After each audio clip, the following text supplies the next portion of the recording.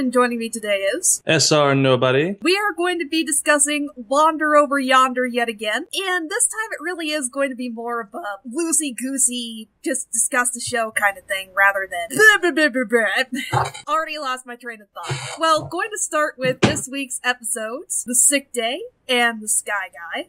Any initial thoughts on this week's new episodes, S.R? Well, I think there is something for... like with the character Myrtle, the cosmic turtle, the noise that was in the background was me grabbing my big book of mythology from out of a cabinet. So I'll do a quick search on that. The Sky Guy episode. So many jokes on typical nerd culture in a sense of like... So have you ever seen the pilot for the Welcome to the Eltingtonville Club? I have not seen that pilot, unfortunately. Well, it's based off of... Is it a comic or graphic novel? Either one of those. And it is... Okay, I dislike The Big Bang Theory because it's nerds for pop culture. But Welcome to Eltingtonville, I actually know, or not really know, I tend to keep people out like that out, but I've actually seen people act like that, and it is not a very good depiction of nerds, and that's actually kind of the point. Because if you just show them as being like weird but strangely cool, then you get what's going on. But whatever. Neckbeard, I can't remember his full title, but that wizard. Neckbeard the Naysayer, or something like that. Oh yeah, the Naysayer. The epitome of every YouTube commenter and critic floating around out there. Armchair critics, just like me. I dare say he's probably distantly related to that Warcraft player from South Park. He has an alien cousin, somebody in his family line. Well, but how does that work? Magic. Magic. Well, technically, if we use the Marvel since Disney owns Marvel, and in the Marvel universe, the Kree, back in ancient Earth, took some humans, genetically altered them, and then years later they became the Inhumans, which the current Miss Marvel, one of my favorite heroes, is one of the Inhumans. So, yeah, there you go. There's the connection. I guess it works. Gotta use that Disney crossover. Disney let Wander cross over with Marvel. You let Phineas and Ferb do it, so why can't Wander? I can just see that Wander with Darth Vader. Oh, no, wait. They'd probably want to go with the more modern, so Wander with Kylo Ren. No, wait. Hater and Kylo Ren. Oh! I've seen somebody directly compare Kylo Ren with Lord Hater, rather. So Lord Hater's in the new Star Wars movie. Okay. Well, it's like when I was rewatching The Good Deed. Lord Hater at a fortune teller's. The stars have shifted. It says that it no longer says you will be a wise and powerful ruler. Instead, it says that you're immature and emotionally unstable, to which he then throws off the table. He's like, I am not emotionally unstable. I'll get you for this, son. And then what does the Starkiller base use as fuel? The sun. Oh, and then like Hater like popping his head back in. It's like, was there anything about like a girlfriend or kissing or even holding hands? Just shakes her head no. Ah! That poor guy. One of my horrible secrets is that if Wander does get renewed for a season 3, I hope Hater gets a girlfriend. That's on my wish list. Even if it's just for an episode, or maybe like, because Hater said that he liked a girl, like in the episode The Fancy Party, like the reason why he hates the color purple is that it's like, I like a girl, but she didn't exactly like me, and she liked the color purple, so I just blew up the planet! Every villain in Wander finding the most petty and ridiculous reasons to blow up and destroy planets. Lord Hater, girl rejects him, your planet's going down! Lord Dominator, just for her own personal amusement, something to watch while she's eating a bucket of popcorn. And Emperor Awesome, we're gonna party like it's 2039. Aside from Neckbeard himself, I was thrilled to see Wander take on the whole idea of playing God with this tiny planet of tiny beings. He's so big that he could be seen as a godlike figure. Futurama and The Simpsons have played with this idea before, as have several other cartoons. Those are just the first two that came to mind. And to be honest, it's interesting what kinds of ideas Wander can sneak in and get away with sometimes. Because when they had these itty bitties building the different statues of Wander, one in stone, the other with wood, and sort of sewing in a couple of references or even opinions on religion That's a pretty ballsy move. I mean, compare this with the idea of Beat Boop in the episode The Bot, a robot gaining sentience and artificial intelligence, and I still say Lord Dominator murdered that poor bot. And this episode is kind of hinting at or commenting on religion. It's low-key, but it's there. Yeah, and I was kind of waiting for the little bitties to build. So they built a statue out of stone. They built a statue out of sticks. I was waiting for one of them to build a statue out of... Actually, no, it kind of looked like hay. So I was waiting for one of them to build something out of, like, bricks or something. Although, it's nice that the ending of this episode with the bitties ended a lot better than the Simpson and Futurama ones. Don't worry, O mighty Binder Lord. We shall see you in the afterlife. You're with me now. This is as much with me as you're gonna get. Oh, yeah. I'm glad that these guys got a happy ending. It makes sense considering this takes place in Wander's universe. I guess I just wanted to mention what kind of move this is. Just the fact that there's little things like this hidden in there. I just wanted to point out that more mature or adult-oriented cartoons are more likely to take something like this on and follow it all the way through. Just the fact that they reference it. I saw someone in the comments in Kiss Cartoon saying, and then the bitties became the creatures that were on Bender's stomach. That'd be kind of depressing. I kind of like the happy, open-ended. They have that ending animatic with the Biddy playing the... Okay, I'm not even going to bring this up because I'd butcher the name of that instrument. Theremin. Rather not. Theremin. Yeah. Let's say that they become a society of theremin players. And it's the tinier, smaller scale version of the synthos or the synthesizer players from regular show, the same kinds of aliens that one of Skip's friends is. Although the little theremin playing Biddy kind of looked like a cross between Neckbeard and Wander. That was pretty great. So like the reference to the Star Wars kid. It's like the bow staff. As soon as I saw the stick, I'm like, oh, they're going to make a reference to it. Yep, they are. It's a bow staff. Oh, then the sick day. That was a good episode in the sense of, like, it shows just how much Wander does on a regular basis. Although it kind of makes me question, like, actually, it's probably a good thing that Wander has a companion to keep him safe, since we got to see what happens to him if he doesn't take a day off. Yeah, that's a good example for anybody who gets too gung-ho or too much of a workaholic. Take a day off every so often, man. I'm not saying kick back and become a lazy couch. Yeah, take a note from Wander. Take a day off every so often. I like on Wander's random list of stuff to do. Like, one of them is raising Peepers' boots like a half an inch or something. Express how much I love that. It's kind of like, it's almost a subtle callback to that other brief scene in The Gift 2, The Giftening, I think it was. In one of the episodes, Peepers' dream gift was these gigantic... Yeah, it was one of the gift ones. I'm kind of curious. Would it be too far-fetched to say that Commander Peepers has a Napoleon complex? It's possible. I mean, considering that most of the... It's like, let's see, what episode was it? The one where Hater and Emperor was hanging out with Awesome, basically to avoid any legal issues. But even though, actually, every time Peepers has taken charge and his plan has been executed perfectly, he always seems to lose. And it's usually because the villains that he fights are larger and more physically imposing than he is. So it probably wouldn't be out of the question to suggest that Peepers possibly wants to be taller and larger and more imposing, so that way he won't be that much of a pushover anymore. I can definitely see that. I'm going to do some more research and do a long, rambling write-up about this. It's an idea I've been kind of poking at, bro. Just been in the queue. It's kind of interesting to think about. There's the boots, there's his facing off against opponents much more powerful and stronger than he is. There's how ridiculously large the lightning bolt on his helmet is. He's overcompensating for something. That's what that lightning bolt screams. Although the fact that, like, without his shirt off, he's as strong as the other watchdog Moose, the big buff watchdog that was introduced in the episode, The Little Guy. Yeah, I love that guy. He's one of my favorites. Clearly this watchdog is really big and buff. And then in the Battle Royale episode, it shows that Commander Peepers is also buff. But I guess it's similar to Ned Flanders in that all that clothing just doesn't show in it. It's stupid, sexy Peepers.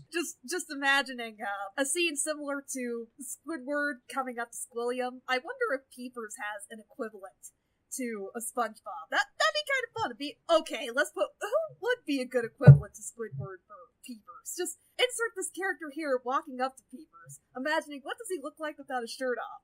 And oh my god, he's hot!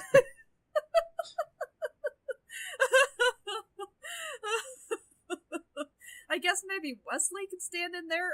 Or it could be like, say, someone in Emperor, like one of the, what are they called? Yeah, like Emperor Awesome's, say, chief party planner or something, and considering Awesome has destroyed all these planets, and yeah, Hater's conquered a lot of planets too, but as Sourdough points out, you're not conquering planets, you're just putting a statue on and leaving. That's not how you conquer planets. So chances are Lord Hater's planets that he conquered got, inhabitants were like, so is no one here to watch us? All right, life back to normal as usual. So Emperor Awesome has a better track record because he destroys the planets. So just imagine Peepers having a rivalry with like a chief party planner there. Peepums. Something... a play on Peepers or something. Emperor Awesome has a better track record, but Peepers has a better pecs. Actually, speaking of Lord Hater's conquered planets, I think Peepers goes to the extra measure of leaving some watchdogs behind or having some kind of installation in place to keep them under their control, because in that same episode, when Hater retook control, there were a bunch of watchdogs sticking their ray guns in the poor alien lady's face. I think there's at least that much of a measure. Peepers wouldn't just let the planet sit. He'd probably leave them to their own devices and let them keep going with their daily goings-on or economic such. That's probably a big source of how the Hater Empire keeps making its money. They just absorb something else that's actually successful, kind of like Disney. Subtle commentary. Subtle commentary there, Craig McCracken. Well, that theory does kind of hold water in a sense of, like in the episode The Fugitive, Lord Hater's watchdogs were on that planet and they were walking around freely, so chances are, and life was seeming to go normal and the inhabitants didn't seem to be enslaved. So, yeah, it's possible that Peepers keeps some watchdogs around just in case, and that Hater was just rapidly conquering planets on that one episode. Peepers definitely has some kind of system in place. For anyone who makes watchdog fan characters, I don't think it's necessarily offhand to say they don't have to be a watchdog on Hater's skull ship. They can have some other kind of role, like somebody's secretary or an analyst or even an artist somewhere. Okay, random off-topic tangent, but I played with the idea of making watchdog characters before, and yeah. Although I think one of my favorite watchdogs is Tim. Yes, Tim! Tim, where are you? Yes? Who are you? I'm Tim, the lovable watchdog. No, I'm looking for Captain Tim. I'm a captain now? All right. And then he appears later. You're the wrong Tim and you always Hi, guys. will be. Gee, this is a nice planet. That's the Ned Flanders of this universe, everybody. He's such a nice guy, but he gets such a bum rap. He gets the Meg Griffin kind of treatment. Poor guy. Oakley dokley. Captain Tim really burned me. Burned me back. Actually, I think that my top 3 watchdogs is like Tim, the lovable watchdog, the watchdog that does the eye in the sky skull ship, and then and then Andy. The two ones that were in charge of Lord Hater's cartoon. Wait a minute, where's all the awesome action? Yeah, we kind of blew all the budget on the watchdog. Yeah, we kind of seemed like it was more important, plot-wise. I mean, to be honest, chances are, yeah, they're like, for once we're gonna have the spotlight. It's like, the skull ship comes down, the army comes in, they blast everything around, then Lord Hater comes in, grabs all the glory. Such as in the episode The Greatest, on planet Binglebork. Speaking of which, I loved the brief callback to The Greatest and the yeah, for a moment I actually thought that because like my mom was also like in the room and the episode played and she's like, wait a minute, is this supposed to be a new episode? I'm like, yeah, it's supposed to, and I'm checking the TV scheduling. I'm like, yeah, it says it right there, brand new. And then, but everything was going fine, and then King Bingleborp, it's like, eventually changes his dialogue. It's like, they'll have a happy festival, as long as nothing happens. I'm like, yep, okay, it's a new episode. That was a pretty clever way to open it. Speaking speaking of that particular episode, I loved the ridiculous Disney princess stereotypes. Just all those characters. Just seeing some of the crew members commenting on it. They were going for the stereotypical Disney princess. They have a bunch of weird short kings. Yeah, they're just going to go all out and have the princess look completely different from what the other members of her species look like. And just... Every time I saw one, I was just, what the hell? How does this sync up? I mean, so wait, so that would mean that she only is looking like that for a few years before she turns into all the other species, like the rest of her species. That's kind of a weird fate. Apparently. Alien species. And Brad Starlight finally got his happy ending. Although it kind of reminded me of a joke in season 2 of American Dragon Jake Long. I think it was like one of the first few episodes, but like the joke was that the quarterback character, or not really quarterback, basically whatever. He's the Flash of the show, and like he's at a kissing booth, and the girl gets infected with some kind of scorpion monster mumbo jumbo, and she hits a kissing booth, and so she opens her mouth, and out reveals like one of those like little alien predator things, and then he's like, "So do I have to pay extra for that?" All right.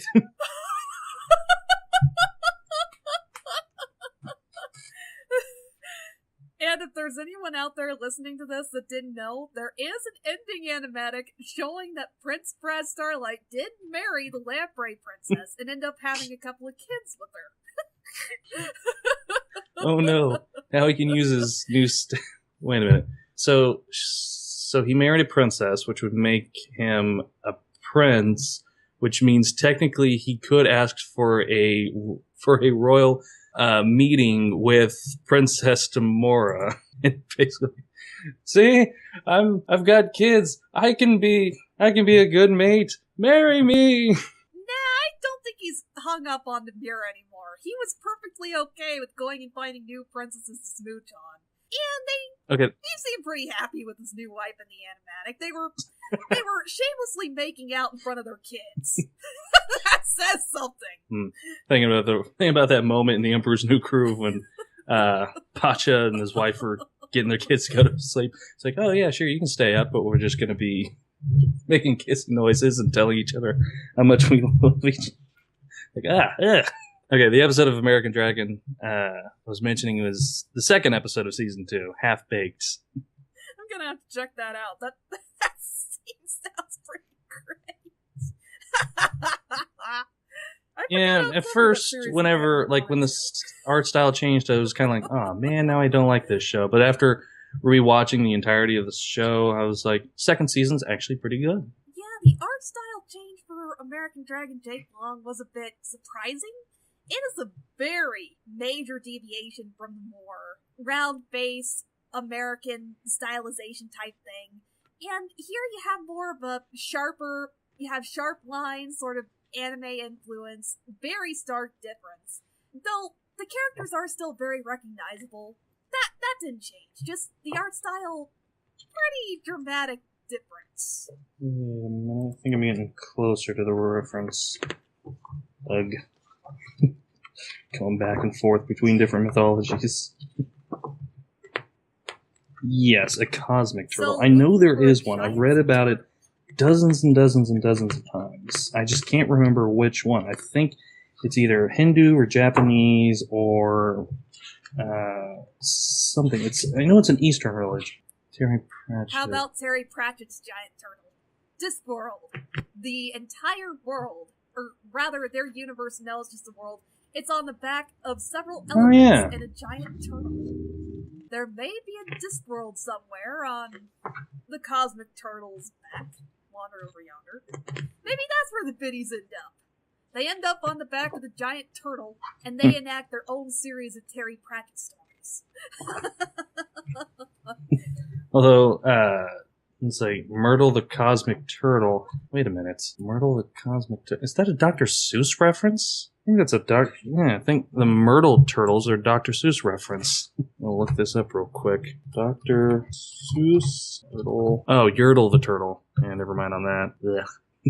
Pretty close, though. There. Yeah, how long has Wander known Myrtle the Cosmic Turtle and not known that she doesn't like snickerdoodles? Wander Wander's well-intentioned, but sometimes he can be pretty oblivious. Despite how old and wise he is, just look at how he first approaches, I'm gonna get Hater and Dominator together! Just, there's these moments where he's kind of oblivious for a couple of minutes. He means well, but that's in character for him. There's just... Although the fact that Wander's able to do all of this stuff just before Sylvia wakes up, how fast is Wander being able to travel throughout the entirety of the cosmos and still make it back in time for Sylvia to wake up? Maybe the hat gives him a pair of... gives him his own pair of dimensional scissors. Oh, Disney, we need a Star versus and Wander crossover, and that's the perfect segue into it.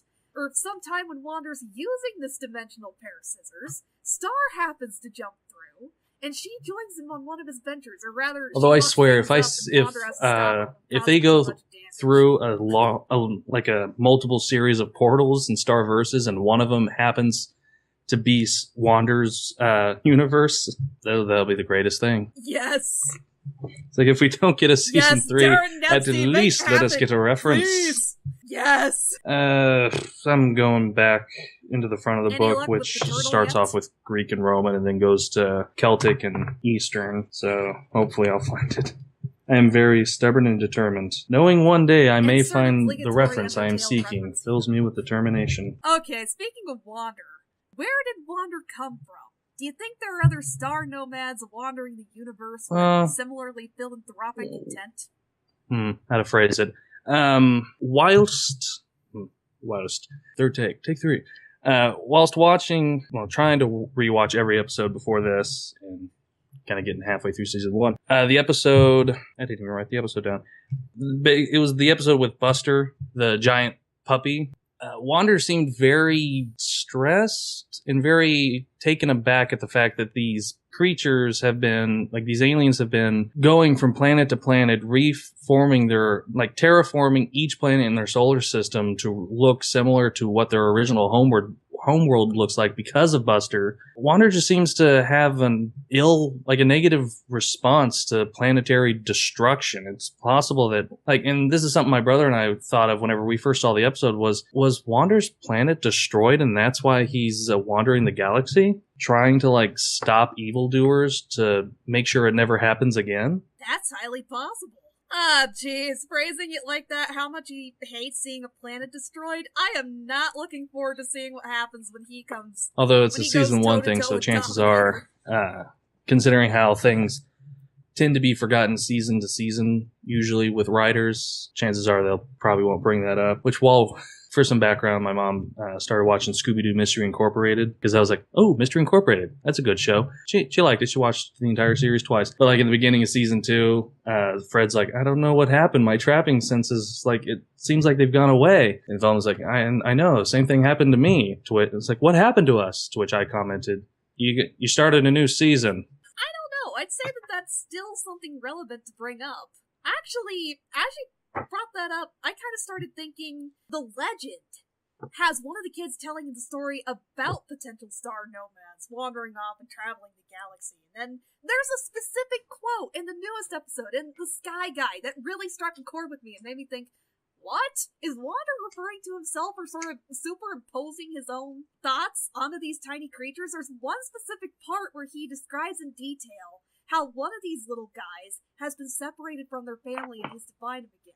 There's something about his tone of voice and how he's describing this. It's just, what if he's talking about himself? I have a tendency to look into things a bit too much, but it just... And then he opens a chest of unfathomable evil and it possesses his father, which becomes Lord Hater. Double twist. Just that one scene in The Sky Guy with the itty bitties where he was coming or up the one with, just... basically the one where he eventually, shifted the world just to get them together. It could also be a possible reference to his past. If the planet was destroyed... Oh no, I'm making myself sad.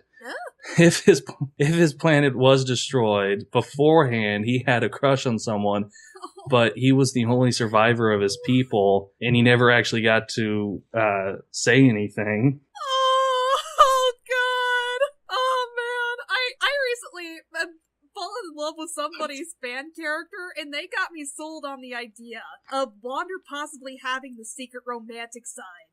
or not being, or just not quite knowing how to go about finding a romance or something for himself. That seems highly possible. Well, there are some people Yeah, who I are don't able to think give about advice it but aren't anymore. able to actually do it in a sense. Yeah. Like, oh yeah, this is a great idea. This will totally get you, will win you whoever it is that you're in love with. But then whenever it comes to them trying to come up with an idea for someone they like, they're like, I can't think of a single thing. Yeah, I can see Wander as one of those kinds of people. Just sort of springboarding from the idea that he places so much stock in seeing people get together and seeing them so happy because he didn't get to do that. Just that Although, idea. one theory God that popped in damn it, my this head is depressing. I made a post about, but when people reblog my posts and stuff, I like checking to see if they added any tags and stuff. And a few of them, one of them on my Wander headcanon, which was, and I'll read it for quote here. You think that maybe Wander a long time ago was at a cosmic conjuncture and he wished to be able to see the whole universe?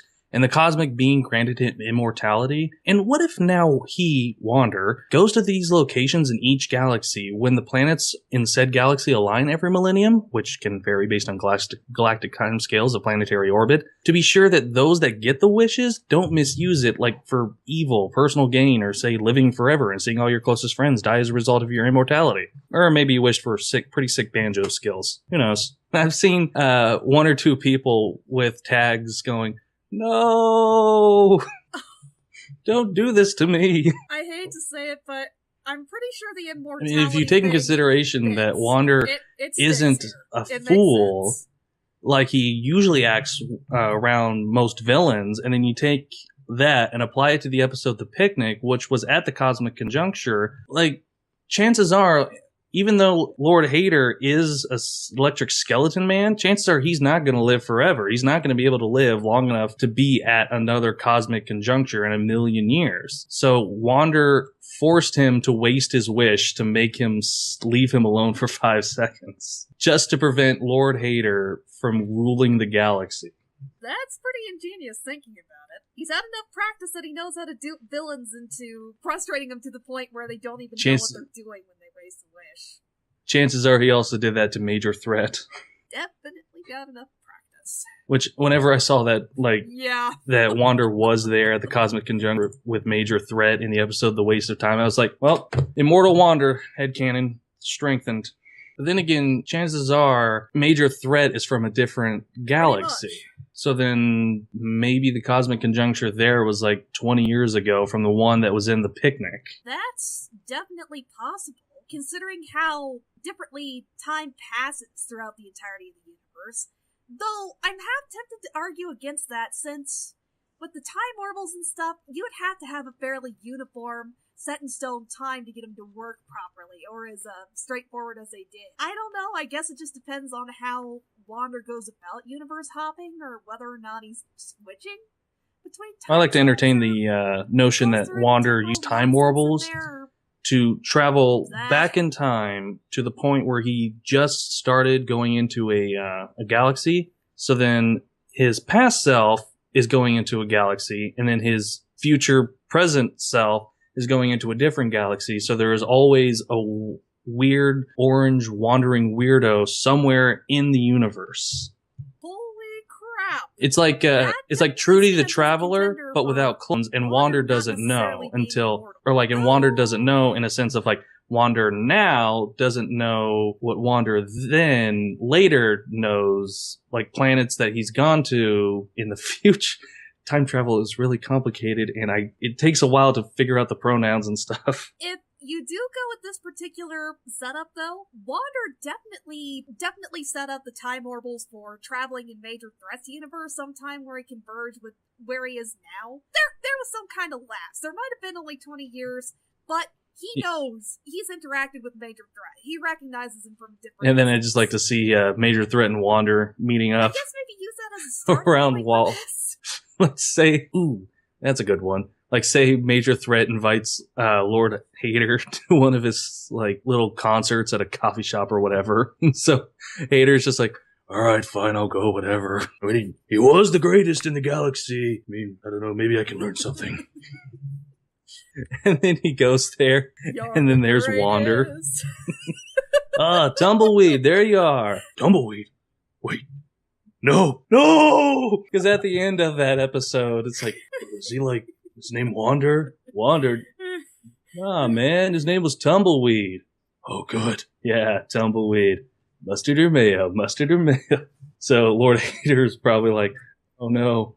Oh no! So then having a major threat, calling Wander Tumbleweed to his face would pretty much confirm to Lord Hader, no, he's trying to do the same thing to me! Speaking of Lord Hader, there's been speculations about a brief cameo in the episode The Waste of Time.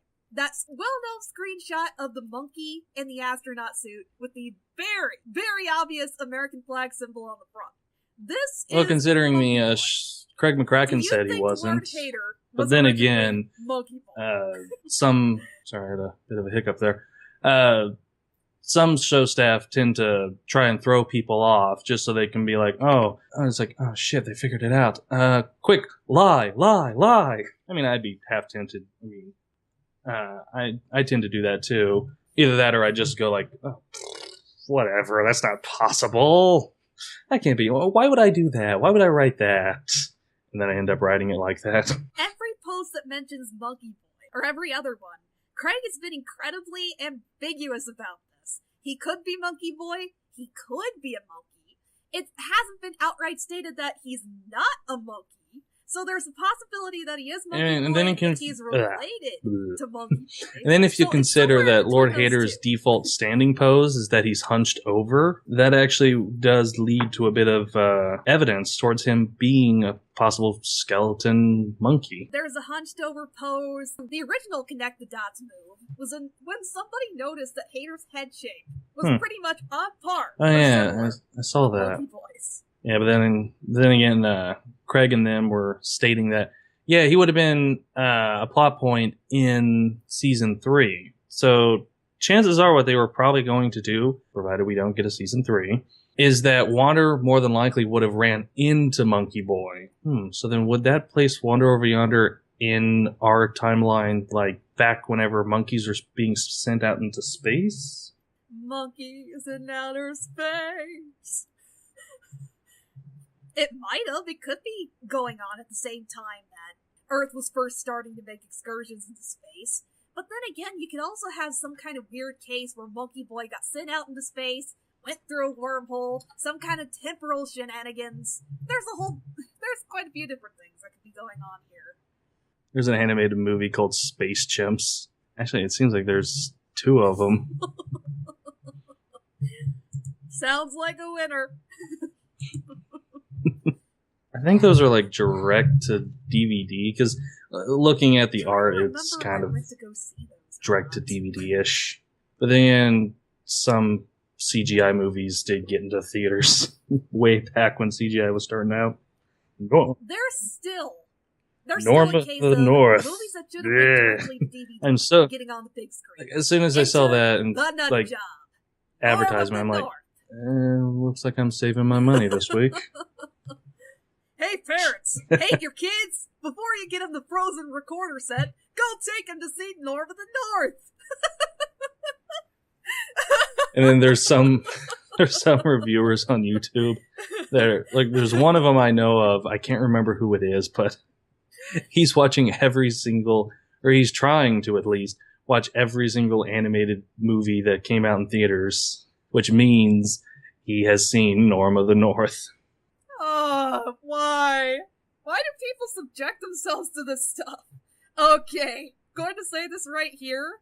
I commend reviewers like Mr. Enter for dredging through some of the dreck that they do.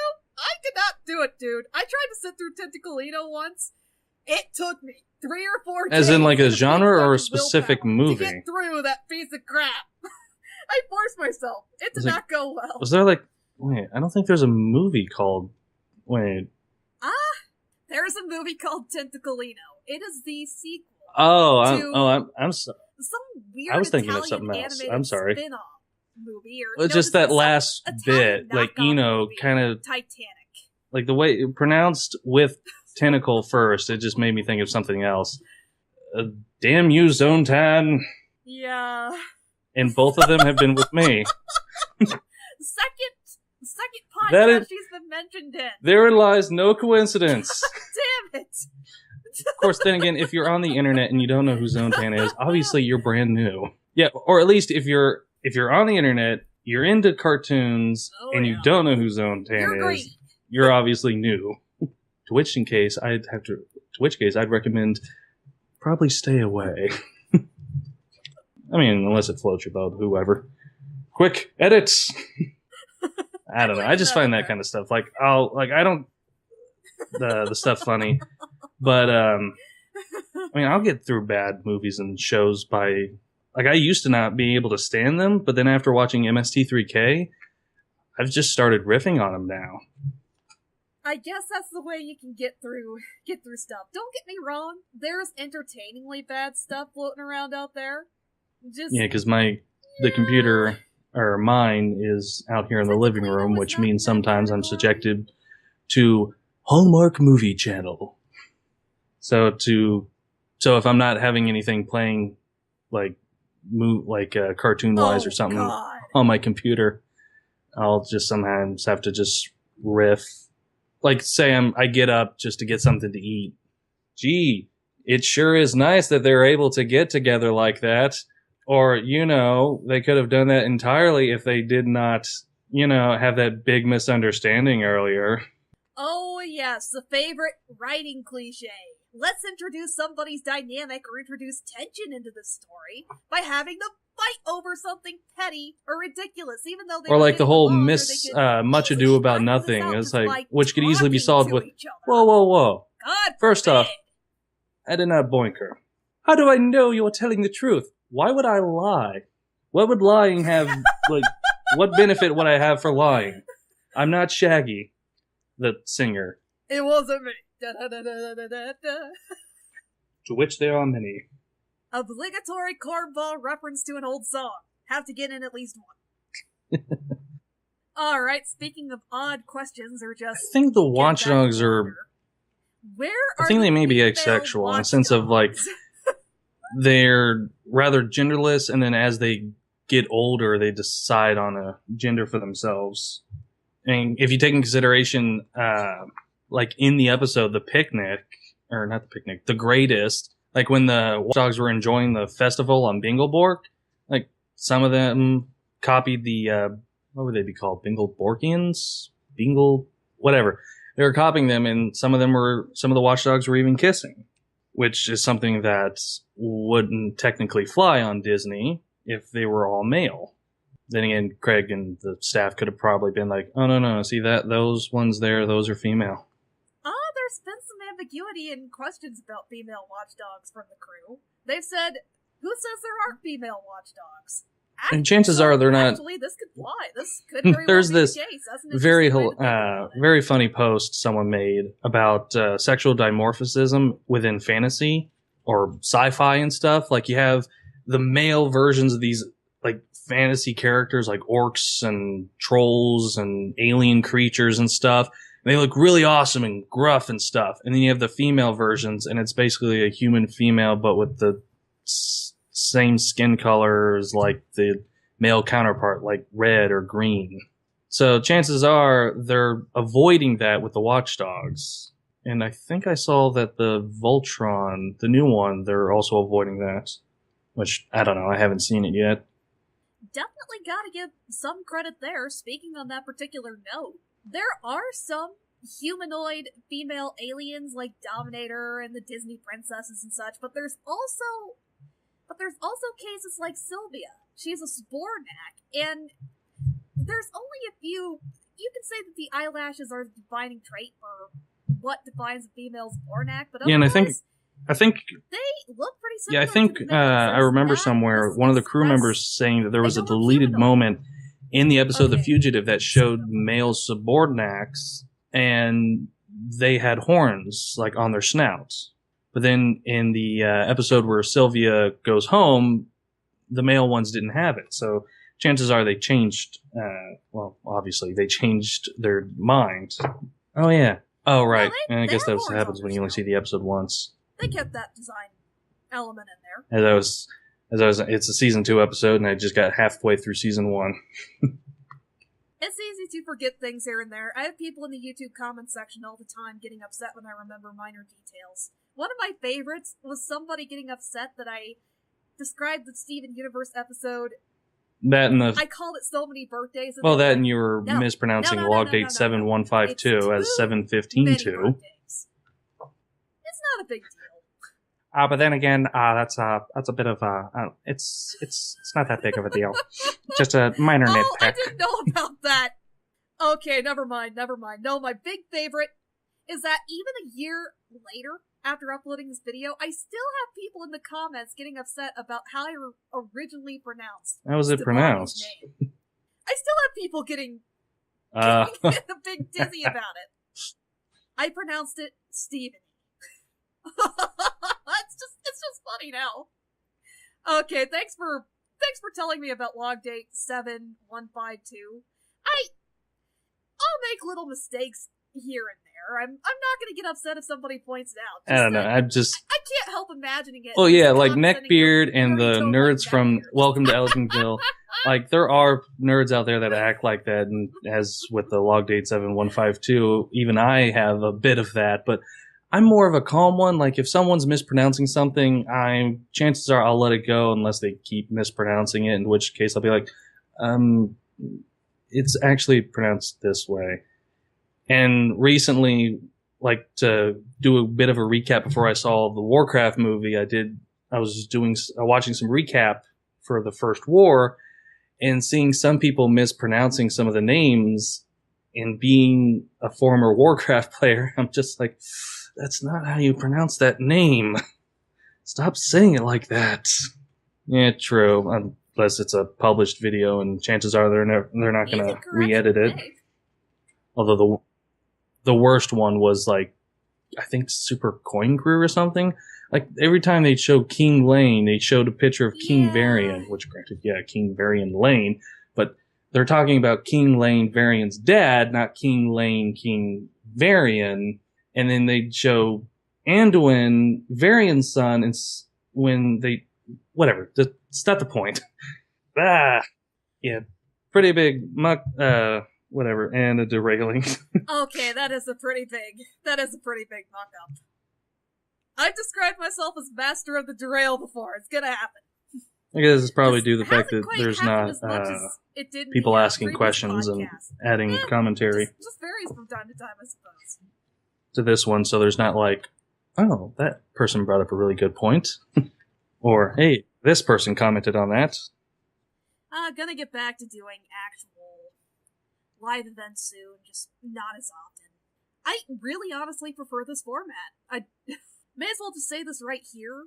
It's easier to accommodate if somebody has to go take care of groceries, or if something pops up, or you have to reschedule, or technical difficulties. It's easier to edit out dogs barking, cats messing around with something. Yeah, because going back and listening to those, like, one of them, those are my two one biggest real big one for me was whenever the cats, like, I was starting up a sentence, but then the cats started fighting, and then I never went back to what I was saying. To which, here I am, just like, oh no, why didn't I go back? But then again, it wasn't that important. Oh well. So, there you have it. There's the biggest reason why I wanted to make this particular shift in format, and why it's probably going to stay. There's still going to be live events, don't get me wrong. Just, this is going to be the format going forward. Alright, may as well get one or two. As soon as the My Fair Haiti came out, I posted a kind of joke thing. It's like, calling it now, just as Lord Dominator is about to destroy the entire galaxy, she is stopped by an unlikely hero. Behold our hero. In a post of GIF of something that's so-and-so. Is it bad that I'm kind of hoping that that's what happens? Yeah. I like something going so. It's like, I want to know more about him. How did he get started? Why is this villain shtick so awkward? Or why is he so awkward? I don't know what it is I'm doing, or I guess I could be a villain, or like evil, or I don't know. I guess I could work for. Maybe I could work for a company. No. Evil will work. Evil will work. That'll be great. Yeah, and then my villain name will be something that's so and so. Second name. It'll be a working title. I'll come up with something better. And then he gets ranked on the villain board as something that's so and so. Oh no, now it's stuck. Yeah, there's just some villains out there. Alright, Like, so something. I don't know what it is, but I like villains a lot more than heroes. And something that's something that's so and so is one of those villains that I absolutely like, just because he's so odd. Although I'm kind of wondering if that one watchdog that's it is still on the villain board. I think so. Although brings up the question: why was he in the meeting room? It was some guy from accounting.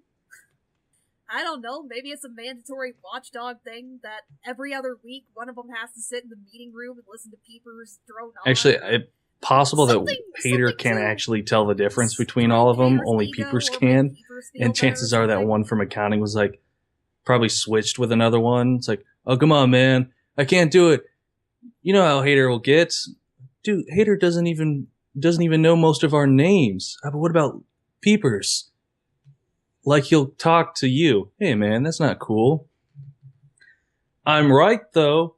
Yeah. So can I? All right. Yeah, I get to be in a meeting with Lord Hater. One of my favorite setups to see people play with in comics is Peepers taking off the lightning bolt helmet and Hater getting so confused. Peepers, where are you? Peepers, I'm where right are here, you? sir. I can't tell the difference between all the watchdogs. I mean, that's probably why Peepers, Hater probably gave Peepers the large lightning bolt hat just to be able to tell the difference. Or maybe it was only Or like maybe he slightly made it bigger, like an inch but taller for every Peepers planet they made it conquered. that much bigger. I like to think that he deliberately chose to make the lightning bolt that huge. Yes!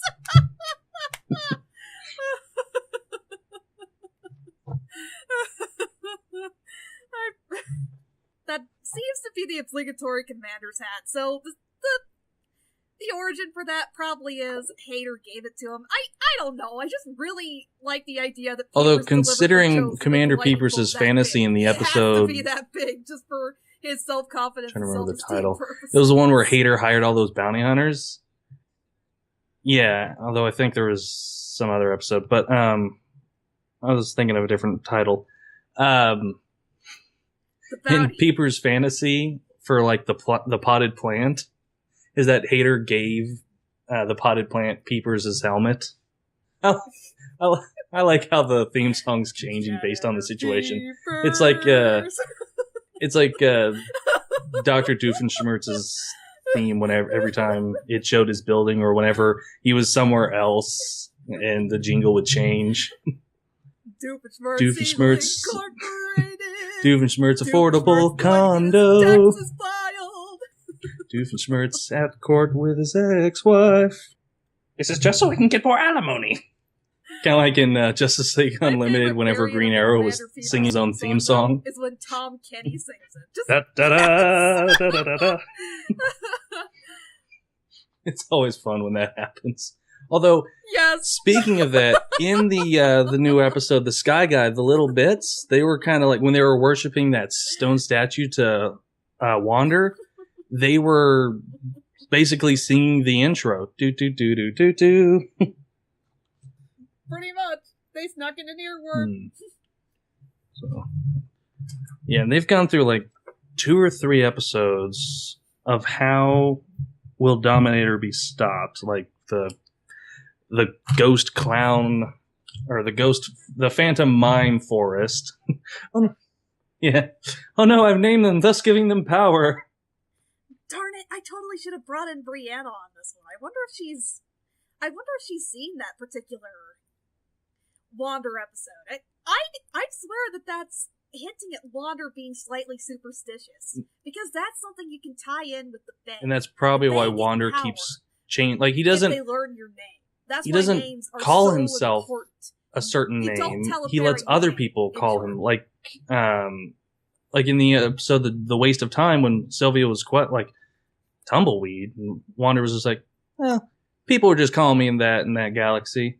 And then in the episode The Greatest, whenever he was introducing himself to the Watchdogs, he's like, folks around here call me Wander.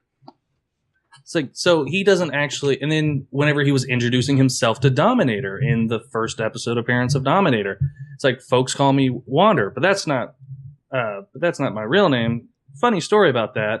So, of course, he was probably not going to tell Dominator his real name, but chances are, Wander probably believes in don't give someone your real name, otherwise they'll have control over you. And considering that, even though this is a sci-fi story, Neckbeard, I can't remember his title, even though it was said, the Naysayer, shows that, yes, there is indeed magic in the world too, and which means there are magical creatures, which means, well, there's your Gravity Falls crossover, but,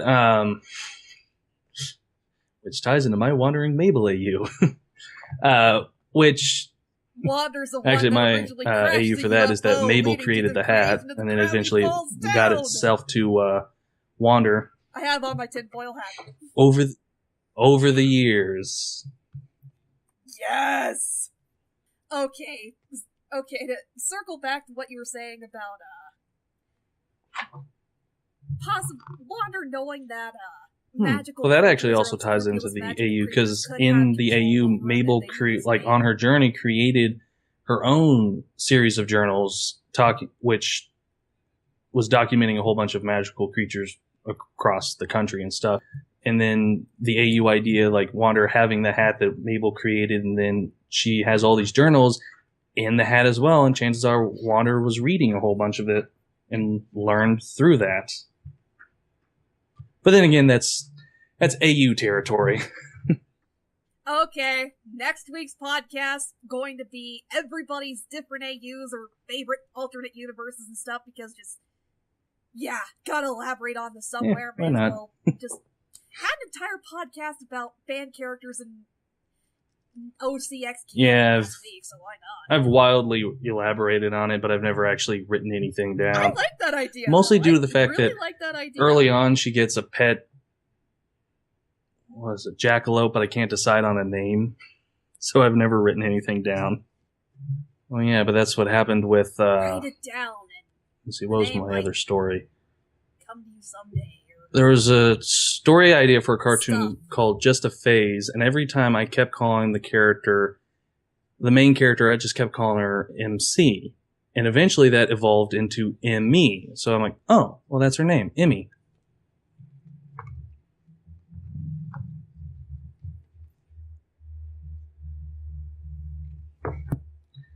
All right, let's see. Out of the 10 things that was on the list... Oh, there you go. One of the things that was on my list was the Lords of Illumination from the Box episode. Night, Boxia. Oh. It's like, are the Lords of Illumination like great cosmic beings similar to those one creatures that Hater and Peepers were cow-tipping? Or are they lesser celestial beings to the point where, because Wander apparently had great respect for those one creatures that I think they were Muplexians or whatever they were called. Yeah, because Wander had great respect for those, and yet he didn't know who the Lords of Illumination were. So either the Muplexians are on a higher... Yep, the Muplexians. Are like a deities higher to the point where Wander knows about them, and the Lords of Illumination aren't even on Wander's radar when it comes to ancient deities to respect. Either that or he's completely distracted by what was in the box. I mean, it could have been anything, like a hat or a bat. He was obsessed with the box. I'm gonna vote for... He was so wrapped up in trying to figure out what was in the box, he wasn't paying much attention. Although, watching that episode again, I noticed that... he can't get carried away. He's not... Earlier, whenever he's... they're at the station to get to the, cosmic... or whatever they decided... the space train. The shadow beings that were, give me the box. If you look at them, they look rather similar to the Phantom Mimes in the later episode, the Heebie-Jeebies. So chances are that's... could it be possible that they have a vague shape of what destroyed Wander's planet, and that's probably what Wander fears most? Like, what if the Lords of Illumination tapped into Wander's fear for a moment just to be able to freak him out to the point where he could give in to fear to give them the box, and they took on a vague shape similar to the, what are they called, bogies in Harry Potter? And whatever. Whole bunch. It's been years since I've read those books. And then later, with the Heebie-Jeebies episode, chances are, because the Frankenstein's monster didn't say Phantom Mimes, he just said Forest Bad. So chances are he saw something different other than Phantom Mimes, and considering which is probably something that Wander was scared of. And then you'd think, oh, well, what about Sylvia? Well, she was being influenced by Wander's saying what it is. So she more than likely was like, oh, there's no Phantom Mimes. And then she sees Phantom Mimes. Because after all, one of the most scary things someone can... it's not... And it's one of the things horror movies get wrong, in a sense, is that it's not the monster that's scary, it's the idea of the monster. Suggestion is more powerful to the mind and fear than an actual something very scary, like a jump scare or something. So, I don't know, I guess there's a tip for any horror writers. It's like, don't show the monster, and even if you do, make it a concept. That's really interesting to bring up, though. What I found especially intriguing about the Phantom Mimes was how much emphasis there was on the pupilless eyes and the creepy smiles on their faces. I think this was at the core of what made them so unnerving and haunting. You know how Wander always has this big, cheerful, friendly smile on his face, and this was more of an unnerving, really creepy, I'm coming to get you kind of smile? I'm kind of wondering if there's some sort of thematic significance to that. Because why would there be so much... Why would Wander fear a smile? It's kind of... what I'm leading up to with this. Okay, I made a blog about the Heebie-Jeebies a while back. There's another character that has that kind of unnerving, sadistic kind of smile every so often on her face. I'm wondering if... God! I don't know if I want to continue this particular thought, because there's definitely credibility to the idea of the Phantom Mimes looking like or appearing like something that destroyed Wander's planet, though. That definitely tap into that primal fear. What got him so rattled and upset? It'd take a lot to unnerve Wander. So, he already has this instinctive fear for him, and then that strong imagery to go with it. The smiles appeared on faces of people he found familiar at that too, just how that kept building. It was definitely emphasis on the idea. Although a line that popped in my head was unnerving smile come from? What does it represent? Maybe after this. But a line that popped in my head was from the season 5 opener of Friendship is Magic, Pinky going, those smiles, those aren't good smiles. Yeah, because a smile isn't always a good thing. As many edgy and dark anti-heroes can attest. The most iconic kind of smile, unnerving smile I can think of, falling into that category, the Joker. He's practically the epitome of the unnerving, I've got bad things planned for you, or I'm enjoying this in a sadistic way kind of minute. Smile. He's the epitome. Was Craig McCracken making a reference with the Phantom Mimes to the Powerpuff Girls with Mr. Rainbow, and then the mime? Or maybe a long stretch reference to that Dexter episode where he got bitten by a clown turned into a were-clown, and then Dee Dee had to get training as a mime to stop him.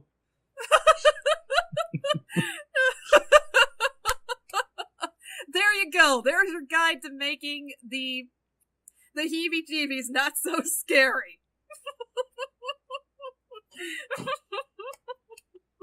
I think that was more coincidence than anything else. Also, I don't think Craig something was in charge of, something I those mentioned particular almost immediately designs. after Now, the I episode may be came wrong, out but I was think that's just mere coincidence. it's like I more than requested anything. someone. It's like, quick, someone needs to overlay the song "Pink Elephants on Parade" on top of the Phantom Mimes.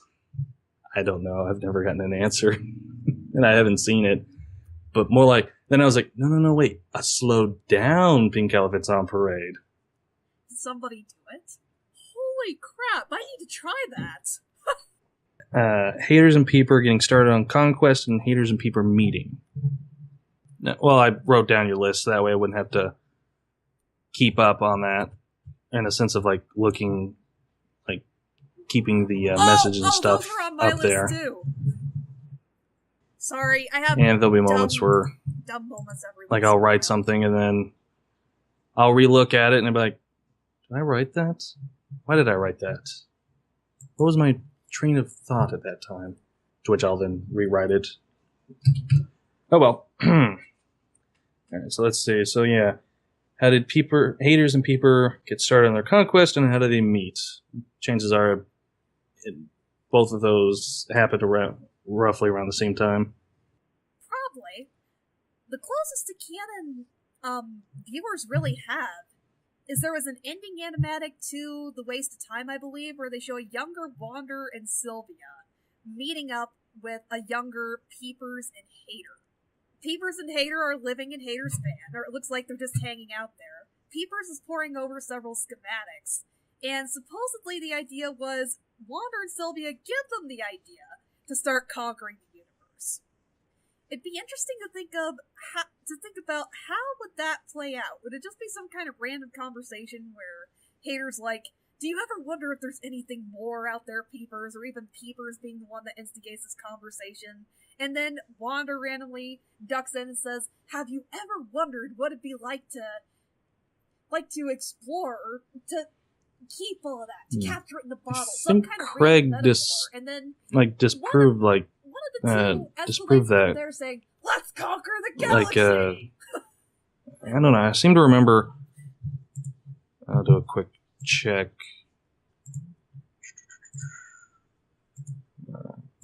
Come on, computer. Why you do this to me, computer? Here you are. Click, click.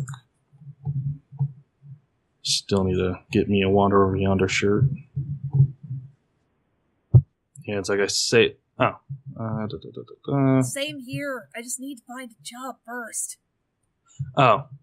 Yeah, someone posted it, and then Craig mentioned, like, someone said that it was cut, and then Craig mentioned it was also cut because Hater, in parentheses, and Peepers didn't know each other as teenagers. Actually, my personal headcanon is if Hater happened to be one of the monkeys shot into outer space, I like to think as he went through the wormhole, Peepers happened to be driving by and Hater smacked into his windshield, and then things went from there. Apparently started a band. Electric Skeleton Man, landing on your front windshield. What do you do? Who is the universe's ultimate evil? Hater. Yeah, I like the fact that song was even way back in the episode. No more What was it repeating that called? earworm. No. The tour. Hold on, let me bring up Kiss Cartoon. That's, I don't know. It's something I kind of like whenever websites that have a whole bunch of episodes of stuff, they have the titles along with it because it makes it easier to find things, as opposed to episode 1, episode 2, and I'm like, I gotta go to Wikipedia and find out which one it is. The Prisoner. Oh, yeah. And while Wander is going through the skull ship, like he goes into Lord Austin. I keep calling, blasted titles. So Wander goes into Lord Hader's room, and one of the things he does is play on the guitar, and he's playing Lord Hader's theme song. Who is the universe's ultimate bad guy? I wouldn't be surprised if it was just something they came up with. Like they were trying to come up with something, and someone was like, who is the universe's ultimate evil? And then someone chiming in like, Hader! It's perfect. Oh no, wait. It's something that Hader it's during a meeting. Like Peepers is going over a plan for conquering a planet. And there's Hader just toning him out and just like, who is the universe's ultimate bad guy? Hader! That's great. I gotta write that. Meeting's over. And he goes to his room and starts writing. Sir, we really need to go over this plan. And I gotta write this song. It could be my theme. You don't need a theme song, sir. Every good villain has a good theme song. Name 3. You name 3. Emperor Awesome has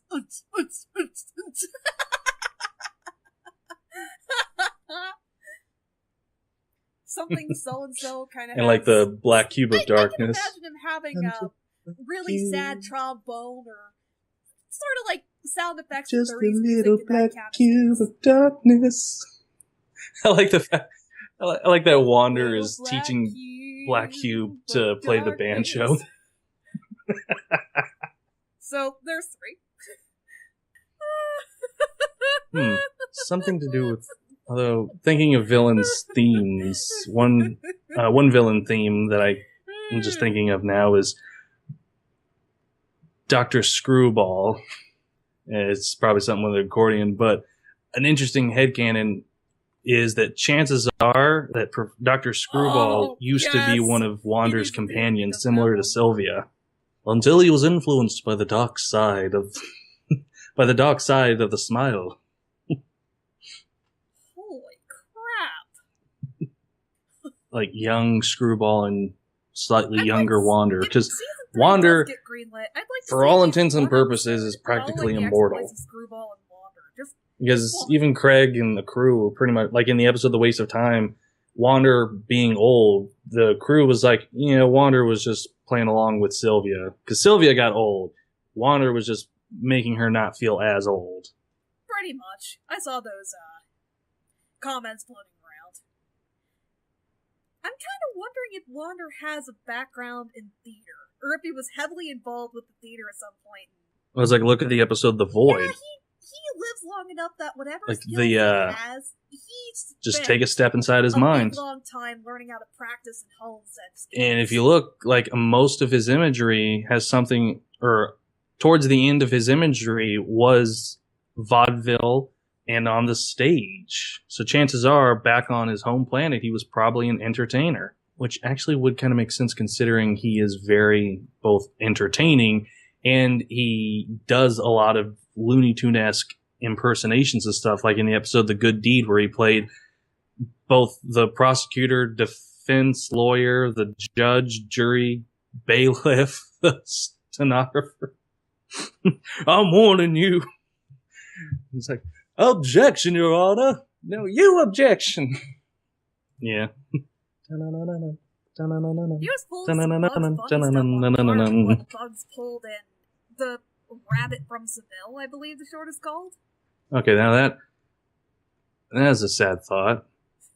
Like, what if in the episode The Void, like all the different variations of Wander that appeared as the audience were people he remembers, just imposed on his body? And this is why I write. No. I'm doing the impression of what you get in the tags if you posted this. No. Yeah, because a good deal of my stuff, I'll write like something very happy for someone, and then I'll ruin their lives just so I can see people who read it. Okay, it's like their reaction. Why? I would make a rather decent replacement for Alex Hirsch, considering how torturous he likes to torture his fans. The last caramel. Although, an interesting thought for haters and Peeper meeting, chances are the watchdogs were an army beforehand, but they weren't getting anywhere. Oogie, get off the desk. But they weren't getting anywhere. So someone has the brilliant idea of, it's like, well, maybe we could like hire someone to be our boss and then work for them. And then Peepers probably be like, oh, that's a stupid idea. You got me. We don't need any boss. And someone ended up posting it anyway. And then haters like, yeah, I'm your boss now. Just bursts in like lightning bolts, like the teleportation thing. Yeah, I'm your boss now. Work for me.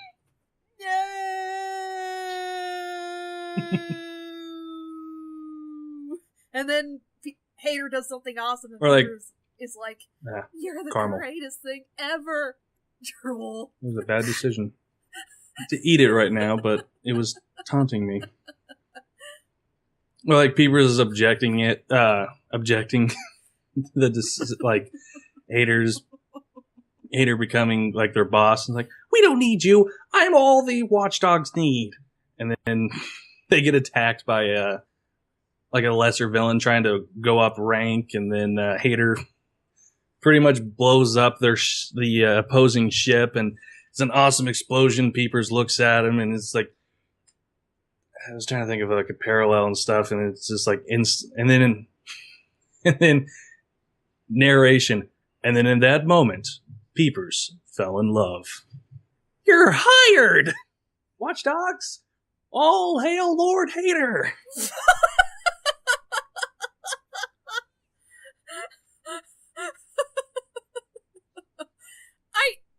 I love how one of the Wander crew teases at Peepers PK too.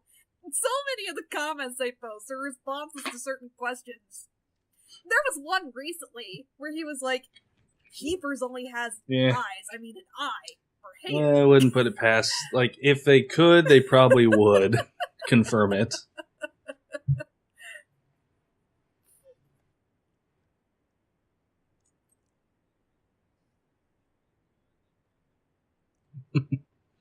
One of my rules for, like I mentioned, just the phase wall, one of the rules I'd have for that is that it cannot air in countries such as Russia and China and any other places that do not like that kind of content on TV, just so that way I don't have to censor it.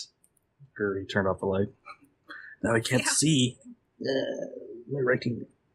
Let's see. Gender bending Lord Hater for an episode would not work. Making reference that just seems very ridiculous. And not only that, but if you rule 623 Lord mustache to get away with, if you rule 623 Lord Hater, you'd essentially get a less effective Lord Dominator. Actually, I think there have been a couple of episodes where there have been skeleton ladies. Pretty much. I think they might have been part of like Emperor Awesome's crew. Really? Yeah, because they would have been part of like a party or something. I need to go back. I probably would have thrown away that list. I wrote a list of episodes that Emperor Awesome appeared, so that way I can watch them and try and mimic his voice for that video I made. Which I still didn't do I barely did a decent job for Awesome.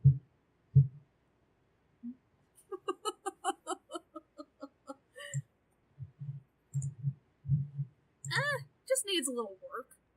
At least he can do impressions. Yeah. I have no Although I hate it whenever whatsoever. Every time I try to do an impression of I'm doing a skit with people and then I think of something after the fact. But nothing. Like the one whenever your brother was doing Skeletor. And I was doing Papyrus and Sans at the same time.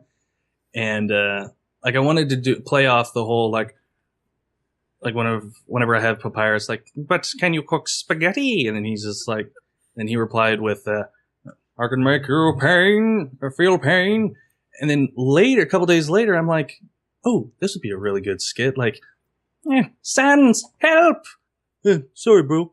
You know I don't like penne regatta. Sans! That was a very long stretch for a bad pun. I know. I guess I didn't use my noodle very well. Sans!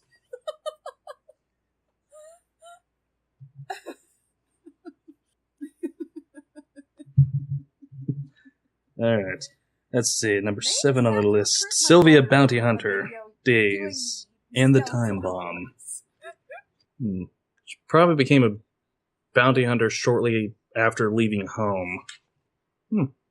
Maybe she stayed in Doomsdome for a while. That town in the episode The Bad Guy, where everyone was acting tough, but they were just softies inside. I'm Wild Woolly Wander, and I'm worth 1,000,001 credits. And then as soon as Sylvia rips off his mustache, Wander's just like, well, gee, that was fun. Just knowing his normal self. So it's probably... Yeah, Sylvia probably stayed in that town for a while, and that's probably why she knew it was everyone was tough and stuff. Because, yeah, which actually kind of lends credence,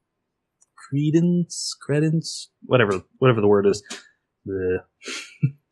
to Wander going from galaxy to galaxy, is that, and getting a new companion in each different galaxy to basically explain certain goings on in said galaxy, which basically essentially makes Wander a Doctor Who, an immortal being. It's like an immortal being able to traverse time and space in an unlikely way, getting a whole bunch of companions along the way, which if you consider Dr. Screwball as a possible past companion for Wander, then that works.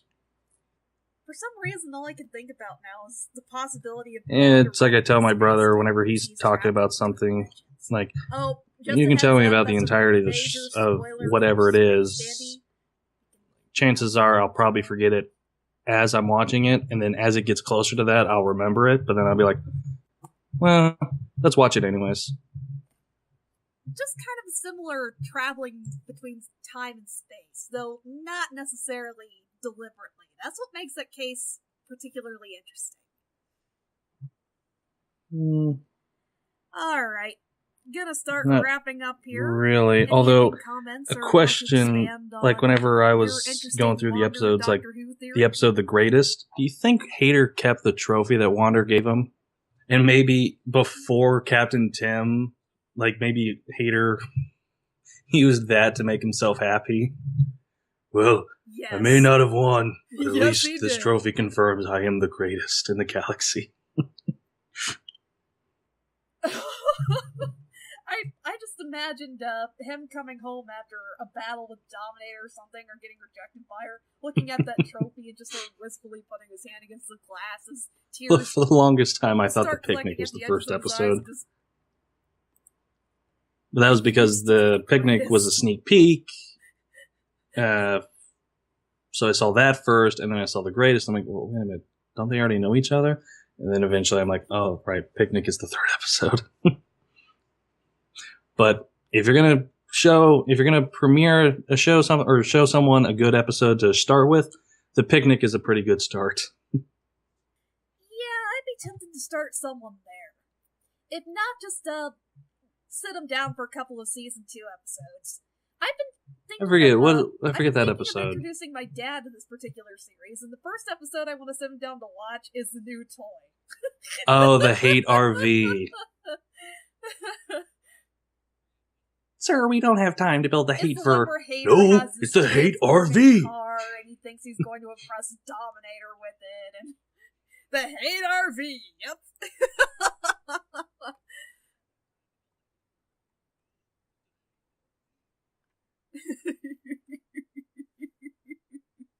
Okay, my ending comment is, if you're introducing anybody to Wander Over Yonder for the first time, if you want to start from the beginning, start with the Well, then again, considering the fact that Hater's crush didn't start till the Battle Royale. With Lord Dominator episodes, start with the new toy. Yeah, Hater's crush on Dominator didn't start till the Battle Royale. Yeah, because they didn't know that Dominator was a girl until Wander found out while getting groceries. Lady? Oh yeah, duh. Whoa, she's a lady. Talking about... Although I like the little nod to Lord Hader's name in the credits to first season 2 episode where the Watchdogs. It's like, wait, who are you guys talking about? Who's Lord Hader? He's the guy that we work for, Electric Skeleton Man. Oh man, that's his name? I called him something different this whole time. What were you calling him? I was calling him Lord. And then the big explosion happens. So obviously that Watchdog was calling him Lord Vader. Although the neckbeard thing, the Sky Guy with Sylvia going, "Oh, please help us, neckbeard. You're our only hope." At least Disney let him sneak in that. I swear, if they have a reference to the Death Star's weakness for Lord Dominator's last episode, that'll be, I don't know, predictable, but still rather entertaining. Although, I think Lord Dominator might actually be defeated by herself in a sense of the powers might, because she's still downloading it. What if what happens is that she's in a major battle with Lord Hader and possibly some of the other villains, and then Wander, and then Dominator's holding them all off and beating a bunch of them, and then the ship eventually download complete. Initializing Frostonium into core. And then at first she has this surge of power, but then the two conflict with each other and it basically just melts everything and she's defeated. That actually probably would be the most likely, considering I don't think that Craig or at least Disney wouldn't allow, or actually I don't think the writers would have Dominator be defeated with brute force. No, I am hoping for at least one all-out. Yeah, that's more than likely. Dominator loses and from her own hubris, for that. Trying to get Just so much power fight, at one but time. That's not what stops her.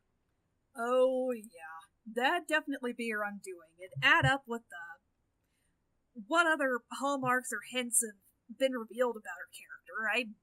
I honestly see her getting to the point where she's destroying galaxies as a gradual thing. She's destroying galaxies because destroying smaller scale stuff, it just wasn't enough. She has to keep escalating, going further and further. Heck, even in the Night Out, she's not satisfied with just causing bar fights and brawls. She needs to escalate to ruling the entire seedy underground. Yeah, they'll probably go with the lesson of pride goeth before the fall or something. Yeah, hubris definitely. Although a sad headcanon that I rather have with Dominator is that, okay, so Wander and Dominator are both galaxy-hopping aliens. What if Dominator has been galaxy-hopping, behind Wander, although she doesn't know it, and so Dominator has been destroying planets that Wander has pretty much converted into good. So everyone that Wander knew in those galaxies are pretty much destroyed. And she's just finally now caught up with Wander, although not really knowing why everyone's a do-gooder. She just came across Wander just randomly. Oh.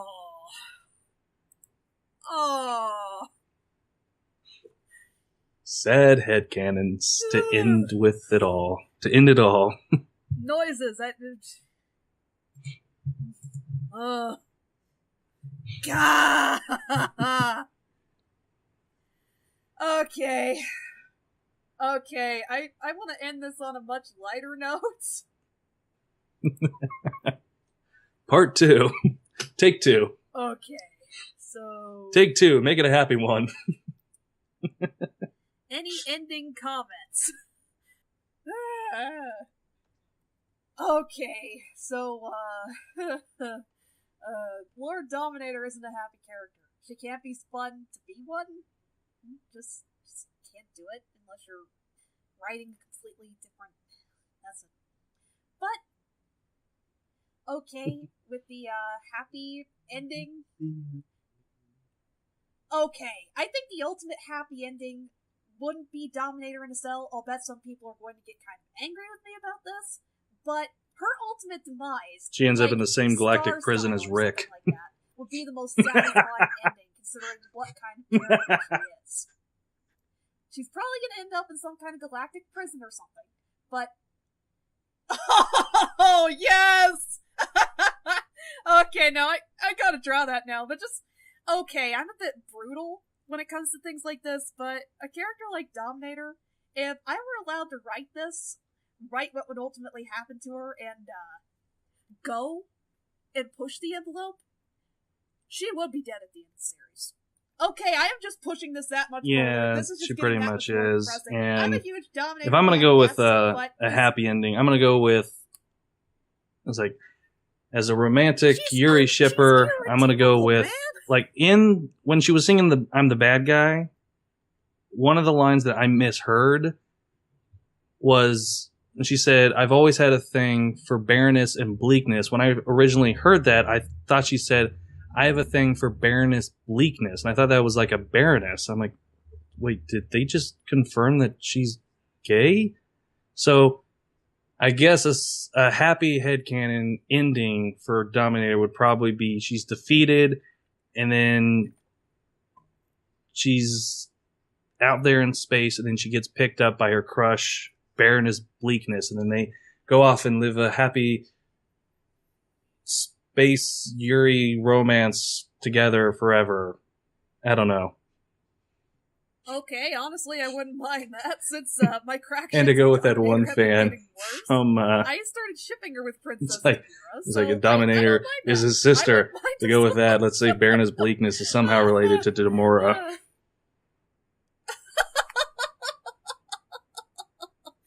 Okay, yeah. Ultimate best endgame for Dominator. There's a Baroness Bleakness out there. Wander was trying to get the wrong person a girlfriend. Somehow, through the power of love, Dominator kind of gets reformed. Draw your create. Like, I don't know. I don't have a design for it. Someone else create a design. And right send the link. Everybody. OTP. Dominator x Baroness Bleakness. Aloha. Yes, send the link and I'll feature it in the next Headcanon Hive. Good night, everybody.